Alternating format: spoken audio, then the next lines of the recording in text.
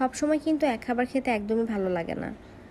ঘরে যতই মাছ আর মাংস থাকুক না কেন, একটু ভর্তা দিয়ে কিন্তু ভাত খেতে ইচ্ছে করে। তো আসসালামু আলাইকুম, হ্যালো এভরিওয়ান।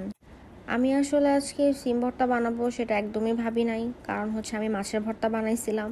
তো মাছ ভর্তার মধ্যে একটু লবণ বেশি হয়ে গেছে, তো ভাবলাম যেহেতু ঘরে সিম রেখেছিলাম তো এটার সাথে মিক্স করে ফেলবো, লবণটা আর লাগবে না। তো এই তো আমার হচ্ছে মাছ ভর্তাটা, যেটা আমি এখন সিমের সাথে মিক্স করব। তো এই তো ভালোভাবে মিক্স করে ফেলতেছি এটা আমি। এটার মধ্যে কিন্তু আমি লবণ অ্যাড করব না, এক্সট্রা অন্য কোনো কিছু অ্যাড করব না। তো যাই হোক, একটু রেডি হয়ে গেল। ছোটোবেলার কথা কিন্তু মনে পড়ে যায়, যত কিছুই হোক। মা আগে শিলপাটায় বেটে ভর্তা বানিয়ে খাওয়াইতো, সেটার স্বাদই অন্যরকম, অনেক মজা। তো এখন সেইগুলা হচ্ছে ছোটোবেলার স্মৃতিই রয়ে গেছে। সময়ের সাথে সাথে অনেক কিছুরই পরিবর্তন হয়ে যায়।